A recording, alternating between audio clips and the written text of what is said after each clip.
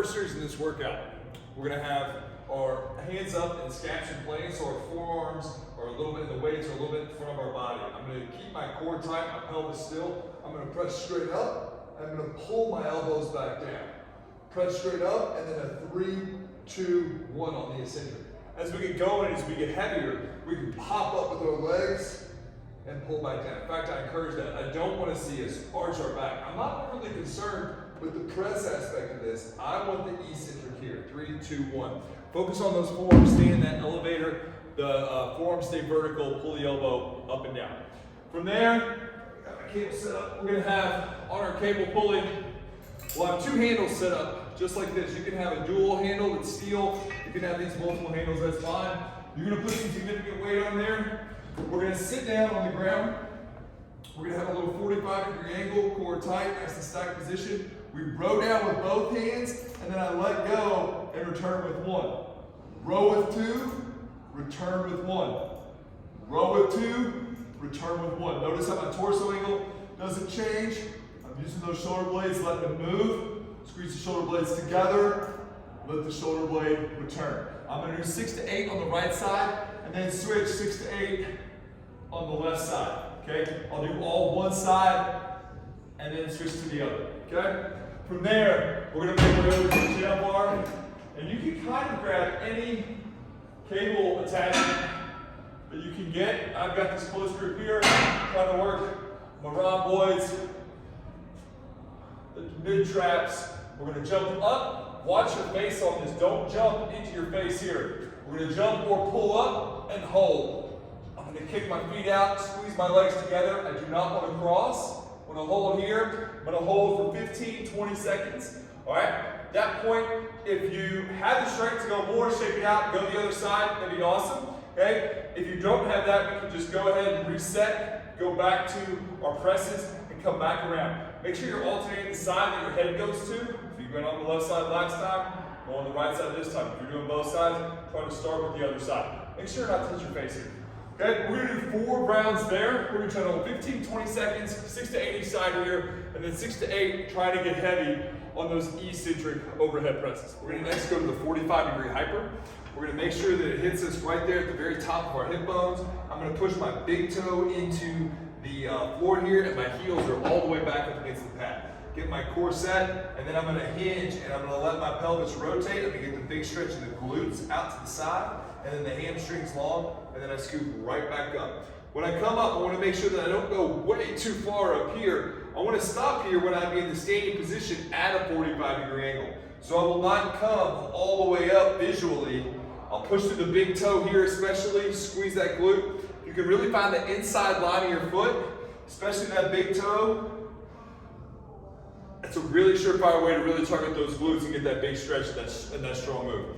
Hold that top, and if you want to get a little extra glute burn, at the end we're going to do 8 to 10 reps, and then you can just get that glute stretch and do a little bit of extra glute work at the end. You can handle it. Okay, you can do some holds as well. From there, then we'll come over here and we're going to do a Copenhagen plank. So on this, we're going to start here. Now I've got a bench here. I'm actually going to bring my leg here, so if you've just got a box or a chair, that's fine too. Notice how my knee is going to be on the bench here. If you want to make this more challenging, you would scoot away and make this a longer lever arm. If you have a knee issue, or some people's knees just hate it, go ahead and get your knee close or even on the bench. That's going to be easier. And if your knee is what's bothering you on this, that'll solve the problem. So I'm going to be up. I'm going to be on my elbow. I'm going to be up here. I want to make sure that my hip is fully extended. So I don't want to drop my hip back here. I don't want to be rolled here. I want to be like I'm standing up, just flipped over onto my side. And then I'm going to lift. And I want to keep my hip extended so my hips are forward. Don't be back here. You want to be forward. And then I'm going to bring this leg up here. I'm going to hold this position for 20 seconds. Or I can start getting some extra movement here. And I can start adding some kicks, movements like that. We'll hold for 20 seconds, get 10 kicks, whatever works best for you, then switch over to the other side. After that, so we got the inside, the adductors. So we're gonna work a little bit of the external rotators and the adductors here. I'm gonna get into what's called a running pigeon. So I'm gonna sit up tall, and I'm gonna load this back hip, using my core to keep my torso upright. I'm gonna drive through, and then shift forward and get into stretch here as well. Here's the fun part. I'm going to return to the exact same position. No hands. If you need a box, if you need sticks, those are fine as well. I'm concentrating on my core, keeping everything still, and then moving those external rotators, coming through, getting that stretch. Here, I'll do 8 to 10 each side. Again, loading the outside of the hip. From here, driving up, coming forward. Make sure that you don't come here and plop down. We don't want to come here. We want to load this hip up, try to sink as low as you can. Drive up and through, step through. So we'll do 8 to 10 on each side there. After that, we're going to grab a kettlebell. Now this doesn't need to be the heaviest kettlebell you can grab. I've got a 35-pound kettlebell here. That's plenty. At 50 would be a high end. We're going to use this kettlebell as leverage to wedge us down, not to pull up. So I'm going to pull up on the kettlebell, but it's more to pull my butt down and give me some leverage. I'm pulling from here, and I'm trying to keep that chest up. And I'm really finding that tall seated position. I'm truly trying to get those hip flexors to pull me deep. I've got tension on my underside here, and I'm pulling myself in, and I'm going to sit here for 60 seconds, okay? It's a long set.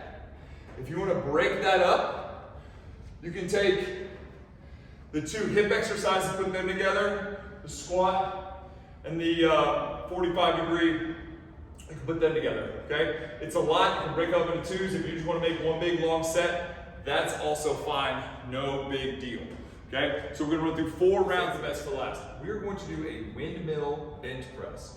So for here, I'm going to try to shoot my tall hip, so whatever side I have the weight on, I'm going to shoot that hip out, and I'm going to try to rest my elbow on my knee.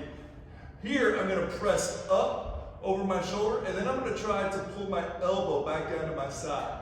That's really hard. Notice I'm cheating a lot in my wrist also. There's going to be some cheating aspects to this, okay? Your wrist is going to cheat a little bit. We're going to try not to do that, but I'm trying to bring my elbow forward towards the camera, towards you, and then drop my hand back.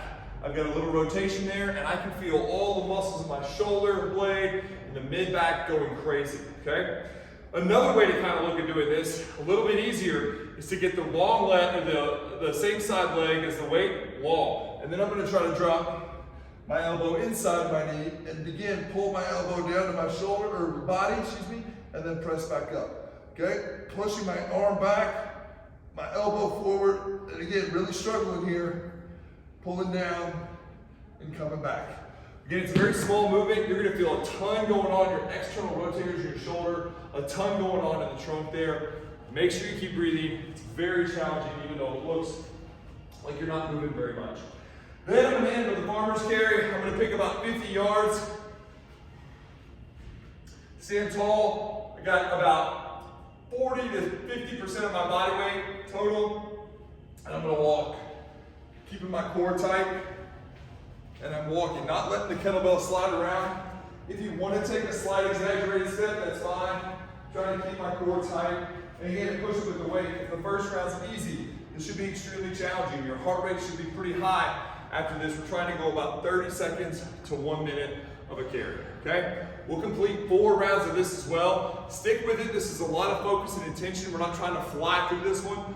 Range of motion is huge on this. Lightweight on that windmill press, okay? And then our farmer's carry, let's make sure that we're getting out of it what we want, getting that core engaged, keeping them still, getting that heart rate up while we're engaging our core, and just get some good overall general body radiation, okay? We got 4 rounds of that. Thanks for hanging with this workout. If you got any questions, if you have anything that we can help you with, let us know. Appreciate you giving us a chance, giving this workout a shot. Have a good one.